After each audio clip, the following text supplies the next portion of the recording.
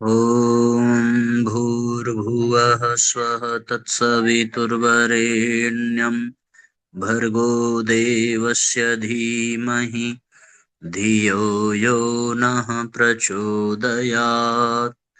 ॐ चैतन्यं शाश्वतं शान्तं व्योमातीतं निरञ्जनं नादबिन्दुकलातीतं तस्मै श्रीगुरवे नमः।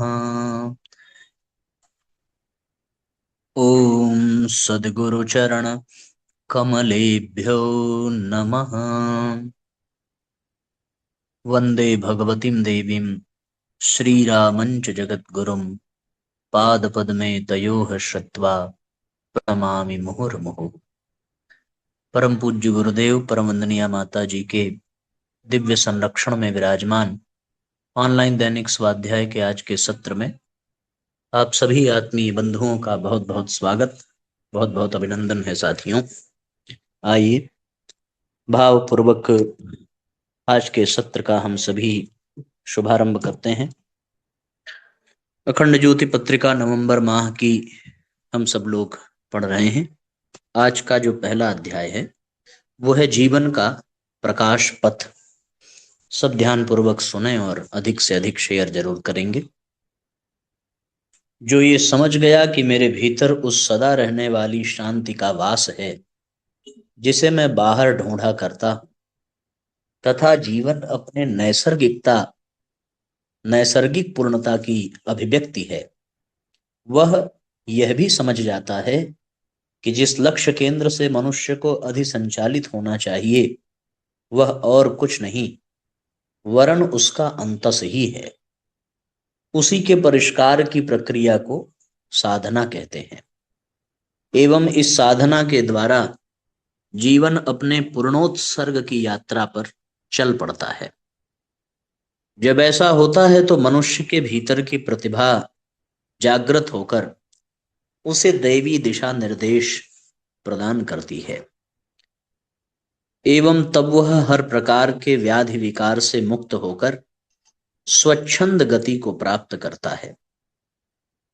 हमारे भीतर की यह सशक्त प्रणाली ही अपने पथ की कठिनाई के मध्य हमें एक निष्ठ बनाए रखने में सहायक होती है। आत्मा वह दिव्य अवलंबन है जो प्रत्यक्ष नेत्रों से देखी नहीं जा सकती, न तो उसका कुछ विशेष स्वरूप है। वह तो जागृत अंतःकरण द्वारा ही समझी जाती है एवं उसका क्रियाकलाप इस जीवन की सुख शांति एवं पूर्ण उत्कर्ष के रूप में ही देखा जाता है। इसके लिए हमें स्वयं को सुगठित करना आना चाहिए। हमें यह बोध होना चाहिए कि जिस शक्ति स्रोत से हम प्रेरित हैं वह और कुछ नहीं वरन हमारी दिव्य संभावना का नाम है। जिस दिन मनुष्य यह सीख जाएगा कि उसका अस्तित्व किसी महान अवलंबन पर आधारित है तथा वह व्यर्थ के विषयों में इसलिए उलझता है क्योंकि उसकी आत्मा पूर्ण रूप से जागृत नहीं, तभी एक क्रांति घटित होती है और वह यह कि उसके भीतर की दिव्यता एवं संपूर्ण गुण कौशल मुखरित हो उठता है। तब वह असहाय प्राणी न रहकर एक देवात्मा में परिणत हो जाता है। यही उसकी नियति है और जो कुछ भी उसे इससे वंचित करता है वह त्याज्य है। उसका जीवन किसी आदर्श से किसी आदर्श को समर्पित नहीं दिखता एवं इसी में सभी समस्याओं का मूल निहित है। जब तक हमें पूर्ण उत्कर्ष का पथ नहीं दिखाई देता हम व्यक्तिगत मान्यताओं एवं तदनुरूप क्रिया व्यवहार में ही जकड़े रहते हैं। तब तक मनुष्य की आत्मा सक्रिय होकर अपने दिव्य क्रियाकलाप की स्थिति में नहीं आ पाती। वह तभी अपने संपूर्ण वैभव की प्राप्ति करेगी जब उसे प्रकाश के उज्जवल पथ पर बढ़ने का एकमात्र साधन मिल जाए। वह है चित्त का निर्विकार होना, क्योंकि इसी के बाद मनुष्य अपनी गुण प्रतिभा को महानता के राजमार्ग पर लगाता है तथा उसका संपूर्ण जीवन किसी आदर्श के निमित्त समर्पित होने को तैयार हो जाता है। ऐसा मनुष्य सच में धन्य है जिसने अपनी आत्मा को पूर्ण परिष्कृत करना सीख लिया हो।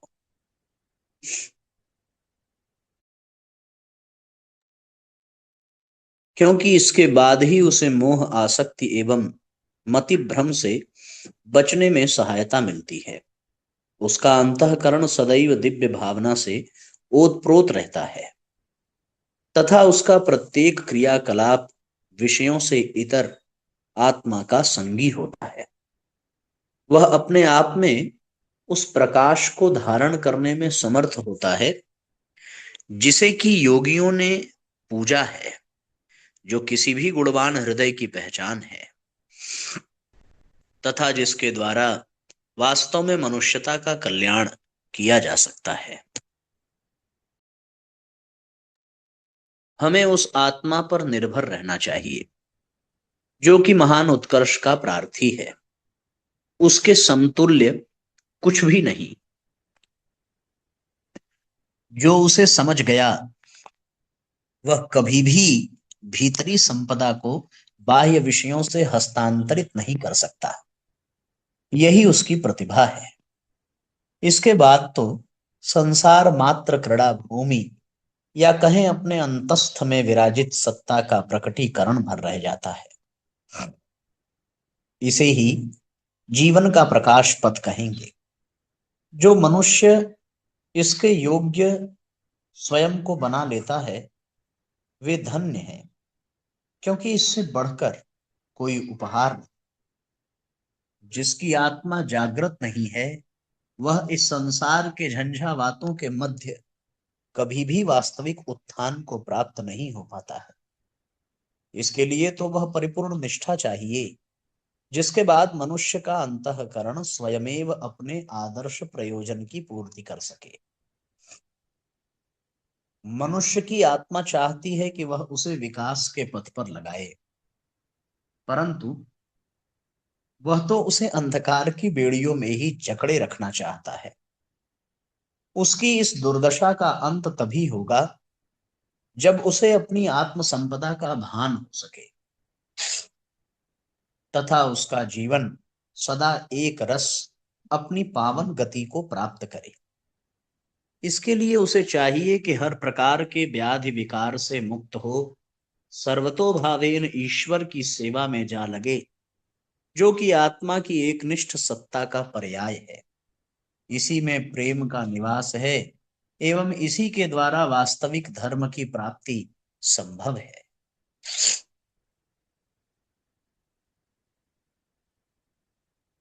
हिमालय की तराई में दो सन्यासी साथ साथ रहते थे।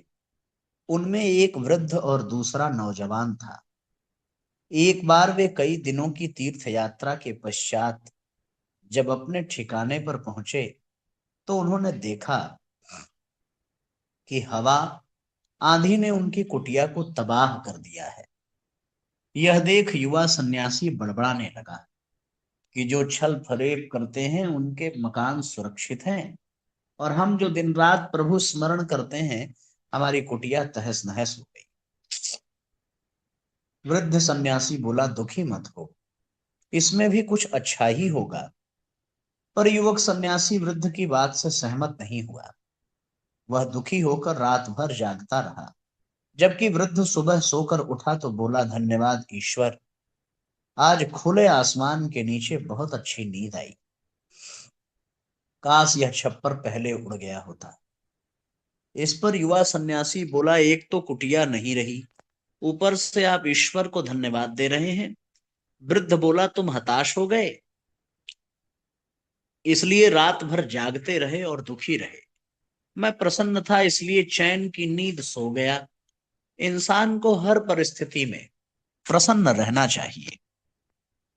वास्तविक बात यही है साथियों कि कोई भी हो, किसी भी परिस्थिति में अगर वो दुखी हो जाए, चिंतित हो जाए, तो इससे उसका अपना स्वयं का ही नुकसान है। उसके पास प्रसन्न रहने का विकल्प है। प्रसन्न रह करके वो हर परिस्थिति में शांति का अनुभव कर सकता है, पर दुखी होकर, चिंतित होकर के वो अपने जीवन को अत्यंत कष्टदायक बना देता है।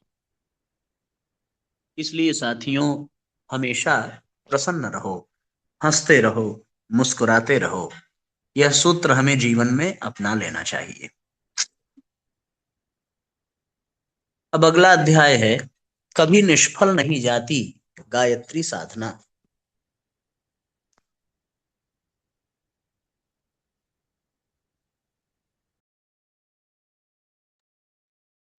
आइए इस अध्याय को हम लोग पढ़ते हैं। गायत्री साधना के विषय में महत्वपूर्ण मार्गदर्शन है। गायत्री साधना कभी भी निष्फल नहीं जाती। गायत्री की साधना निष्काम भाव से की जाए अथवा सकाम भाव से, उसका फल मिलता अवश्य है। जैसे ब्रह्मास्त्र हर हाल में अपना लक्ष्य भेदन करके रहता है, वैसे ही गायत्री साधना भी साधक के लिए भौतिक व आध्यात्मिक उत्थान का लक्ष्य भेदन करके ही रहती है। इसमें संशय नहीं, इसमें संशय व संदेह की कोई गुंजाइश ही नहीं है।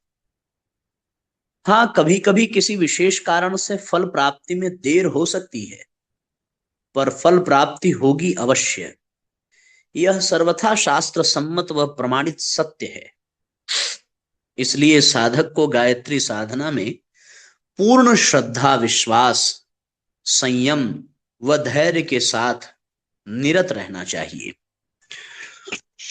कई बार ऐसा होता है कि पूर्ण मनोयोग से गायत्री साधना में निरत साधक किसी कामना विशेष की पूर्ति नहीं होने पर अथवा फल प्राप्ति में देरी होने पर साधना से उदासीन होने लगता है। कामना पूर्ति नहीं होने पर, शीघ्र फल प्राप्त नहीं होने पर अथवा आत्म साक्षात्कार की दृष्टि से भी साधना में शीघ्र सफलता नहीं मिलने पर साधक खिन्न, हताश, निराश हो साधना से विचलित हो जाता है और साधना छोड़ देता है। साधक के लिए फल प्राप्ति की दृष्टि से साधना के विधि विधान ही नहीं बल्कि साधना के विज्ञान को समझना भी आवश्यक है कि पूर्ण मनोयोग व विधि विधान के साथ गायत्री साधना करते रहने पर भी यदि किसी कामना विशेष की पूर्ति अथवा आत्म साक्षात्कार की अनुभूति में विलंब हो रहा हो, तो इसका अर्थ यह कदापि नहीं है कि आपके द्वारा वर्षों तक की गई साधना का श्रम निरर्थक अथवा निष्फल चला गया है। और इसका अर्थ यह भी नहीं है कि साधना प्रणाली ही संदिग्ध है। इस दिशा में आपके द्वारा किए गए प्रयत्न का एक क्षण भी निरर्थक नहीं जाता। यह साधकों को यह समझना है कि कई बार मनुष्य ऐसी कामना भी करता है जो उसे अपने लिए आवश्यक व लाभप्रद प्रतीत होती है, पर ईश्वरीय दृष्टि में वह कामना उसके लिए अनावश्यक व हानिकारक होती है। ऐसी कामनाओं को प्रभु पूरा नहीं करते, वे हमारी उन्हीं कामनाओं को पूरा करते हैं जो हमारे लिए भौतिक व आध्यात्मिक दृष्टि से सचमुच ही लाभप्रद, उपयोगी, आवश्यक व महत्वपूर्ण हो। एक बालक अपनी माता व पिता से अनेकों चीजें मांगता रहता है, पर वे उसकी उन्हीं इच्छाओं को पूरा करते हैं जो उसके लिए लाभप्रद है। माता पिता यह जानते हैं कि उसे क्या दिया जाना चाहिए और क्या नहीं। बालक के रोने चिल्लाने पर भी वे चीजें प्रदान नहीं करते जो उसके लिए अनावश्यक अथवा हानिकारक है। वे उसे उन चीजों से वंचित ही रखते हैं। जो उसके लिए उपयोगी नहीं। इस प्रकार एक कुशल चिकित्सक को यह पता होता है कि रोगी के आहार विहार में उसे कितनी छूट देनी है अथवा नहीं देनी है।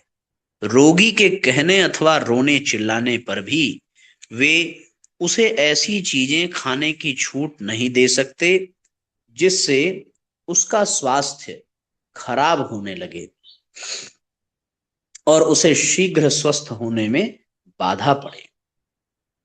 आदिशक्ति माता गायत्री भी हमारी उन्हीं कामनाओं को पूरा करती हैं जो हमारे आत्म कल्याण, आत्म साक्षात्कार अथवा भगवत प्राप्ति में बाधक न हो, वरन सहायक हो। गायत्री साधकों में बहुत से लोग बालक बुद्धि के हो सकते हैं, जिन्हें अपने लिए उनकी हर कामनाएं लाभप्रद, आवश्यक व उचित प्रतीत होती हों, और इन्हीं बाल बुद्धि की याचना के कारण उन्हें साधना में निराश व असफलता मिली हो। यह सत्य है कि ईश्वर ब्रह्म अथवा माँ गायत्री अपने पुत्रों को, साधकों को उनकी पात्रता, आवश्यकता व उपयोगिता के अनुसार देती हैं, उनकी मनोकामनाएं पूरी करती हैं। वहीं साधना के विज्ञान का दूसरा पक्ष यह भी है कि कई बार पूर्ण मनोयोग के साथ साधना करते रहने पर भी हमें मनवांछित फल प्राप्त नहीं होते अथवा फल प्राप्ति में बहुत देरी होती है। इसका कारण यह होता है कि हमारे जन्म जन्मांतरों के संचित कर्म परिपक्व होकर प्रारब्ध बन चुके होते हैं और इतने प्रबल होते हैं कि उन्हें तुरंत पूरी तरह मिटाना संभव नहीं होता, और साधकों को उन प्रबल प्रारब्धों के फल को दुख, कष्ट, क्लेश व यातनाओं के रूप में भोगना पड़ता है।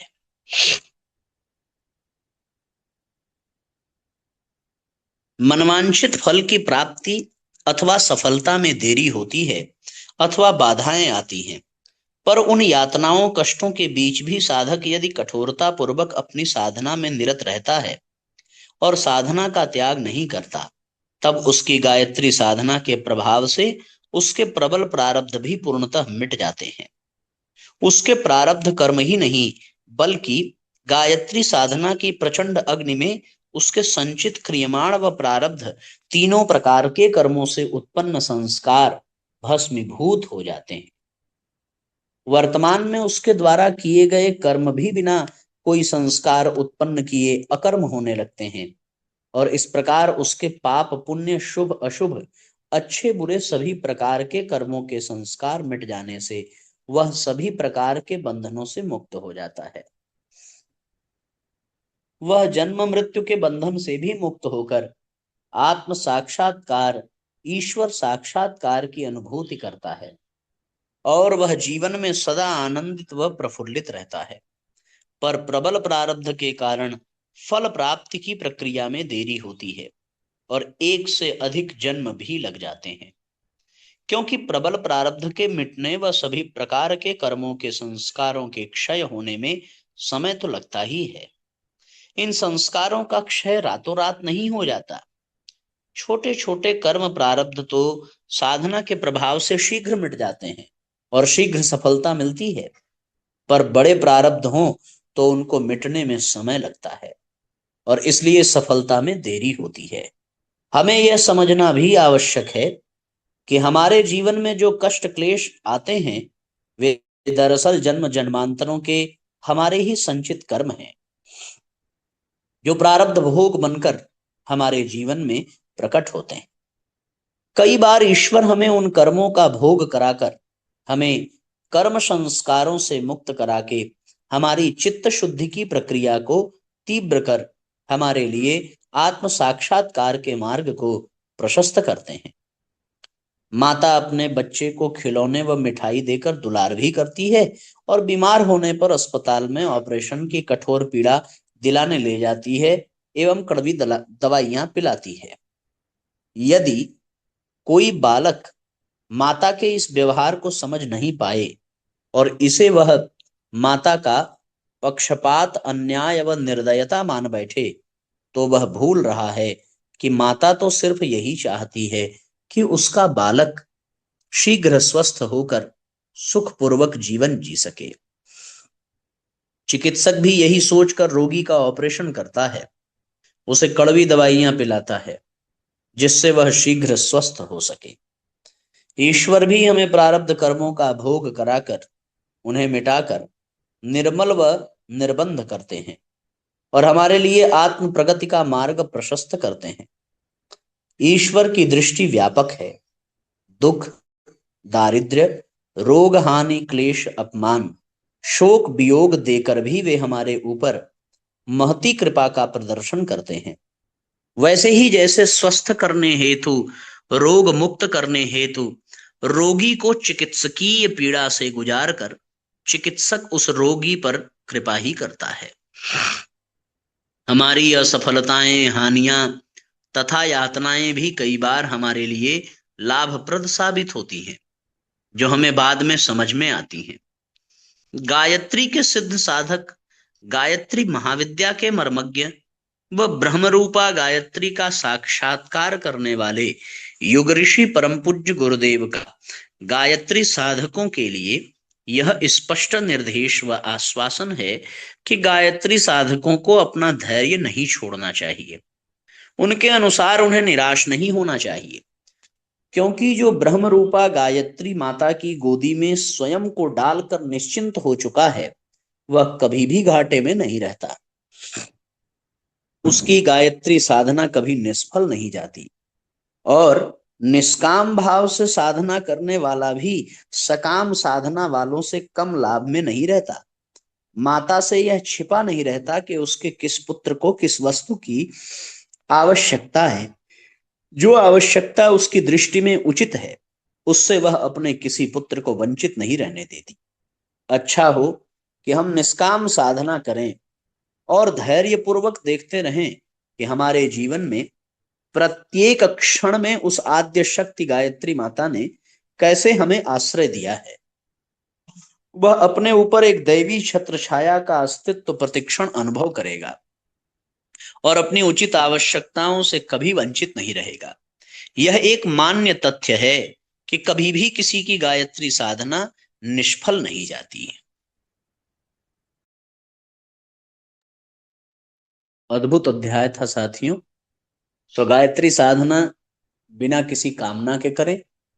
गायत्री साधना के फल यदि मिलने में देरी हो तो इससे घबराएं बिल्कुल नहीं, क्योंकि वह पुराने प्रारब्धों को काटने में समय लग रहा है। बड़ोदरा के एक शेखड़ी गांव में संत रवि साहेब एक आश्रम में रहते थे। वे ग्रामीण बच्चों को पढ़ाते, दुखियों की सेवा करते और ईश्वर भक्ति किया करते। दूर दूर से लोग उनका सत्संग करने आते। उस क्षेत्र में कबाजी डाकू का आतंक था। एक दिन डाकू को रवि साहेब के दर्शनों की लालसा जगी। वह साधारण वेश में आश्रम में पहुंचा और सत्संग सुनकर आह्लादित हो उठा। रवि साहेब की दुखियों के प्रति सेवा भावना देखकर उसमें उनके प्रति श्रद्धा और बढ़ गई। उसने निर्णय लिया कि वह संत जी का सत्संग किया करेगा। एक दिन वह संत के लिए मिठाई और धन लेकर आश्रम पहुंचा। संत ने पूछा, तो कौन है? कबाजी ने कहा, मैं डाकू कबाजी हूं। संत बोले, कबाजी, तू निर्दोषों की हत्या करके धन एकत्र करता है। तेरी पाप पूर्ण कमाई के उपयोग से हमारी बुद्धि भ्रष्ट हो जाएगी, इसलिए हम इसका स्पर्श भी नहीं करेंगे। संत के शब्द को सुनकर कबाजी ने उनके सामने डकैती छोड़ देने की प्रतिज्ञा की। संत ने उसे हृदय से लगा लिया। इस तरीके से साथियों यह अध्याय पूर्ण हुआ। अब अगला अध्याय हम लोग कल पढ़ेंगे। आज के लिए इतना ही। गायत्री मंत्र हमारे साथ साथ बोले। ओम भूर्भुवः स्वः तत्सवितुर्वरेण्यं भर्गो देवस्य धीमहि धियो यो नः प्रचोदयात्। सभी आत्मीय बंधुओं को बहुत बहुत प्रणाम। सबका मंगल हो साथियों। जय राम जी की शुभ रात्रि।